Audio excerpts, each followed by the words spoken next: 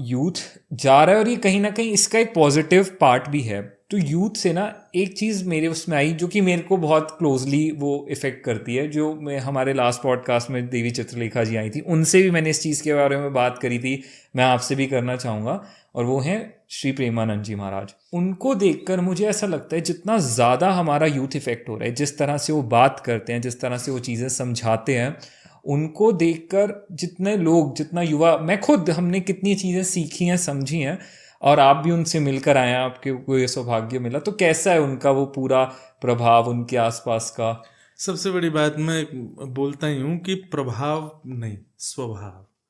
ठीक है। प्रभाव तो कंस का भी था जी। प्रभाव तो रावण का भी था जी। जब ये लोग थे तब इनका भी प्रभाव था। प्रभाव तो हिटलर का भी था जी। प्रभाव तो उसामा बिन लादेन का भी जी। था, पर इनके स्वभाव अच्छे नहीं थे। हमारे पूज्य प्रेमानंद जी महाराज जो हैं, इनके स्वभाव बहुत मधुर है।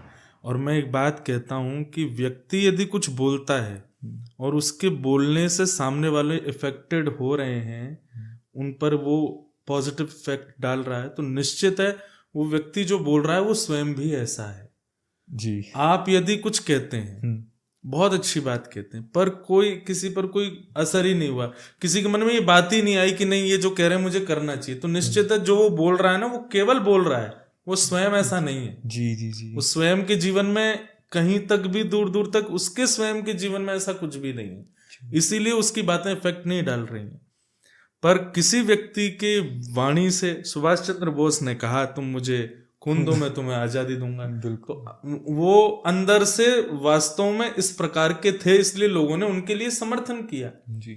तो ये बात निश्चित है कि आज की डेट में यदि यूथ को, संसार के कई वर्ग के लोगों को यदि महाराज जी की वाणी से इफेक्ट हो रहा है, तो इसका सीधा सीधा एक अर्थ है कि वो जो कहते हैं वो स्वयं हैं ऐसे। वो बड़ी पढ़ाई, सुनी सुनाई बातें कह करके केवल फॉलोइंग नहीं बढ़ा रहे हैं जी, वो स्वयं भी उन चीजों पर अमल करते हैं।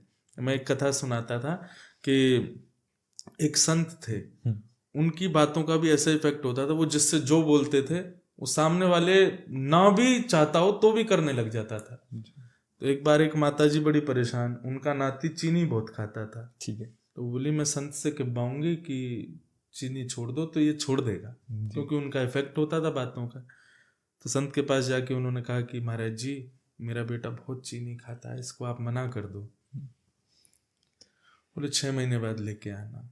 6 महीने बाद लेके गई तो बोले महाराज जी अब आप कुछ करो, जो भी आप 6 महीने के लिए आपने इंतजार करो। तो महात्मा बोले ए लाला सुनो, तुम चीनी नहीं खाना। बोले ठीक है ले जाओ मैया। तो माता जी बोली आपने 6 महीने इतना वेट कराया, वही एक बात 2 शब्द की तभी कह देते जी। 6 महीना क्यों वेट कराया। तो महाराज जी बोले 6 महीना पहले मैं भी चीनी खाता था, पहले मैंने छोड़ी है, पहले मैंने त्याग किया है, तो जब अब मेरी छूट गई है तब मैं कहूं ना। लेकिन मैं कोई काम करता हूं और मैं अगर आपसे वो कहूं कि आप ये छोड़ दो, लेकिन मैं तो करता हूं, तो निश्चित है मेरी बात का आप पर कोई इफेक्ट नहीं होगा, क्योंकि मेरी बात में उतना वजन ही नहीं होगा, मेरी बात में उतना गरिमा होगी ही नहीं कि वो आपसे छुड़वा दे, क्योंकि मैं स्वयं उस चीज को कर रहा हूं।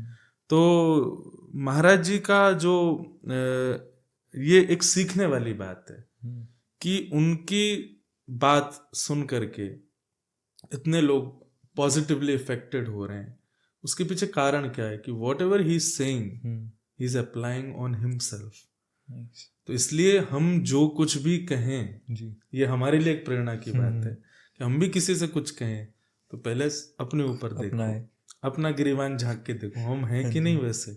जब आप स्वयं हो तो निश्चित है आप उस चीज को बोलोगे, सामने वाले पे इफेक्ट करेगी।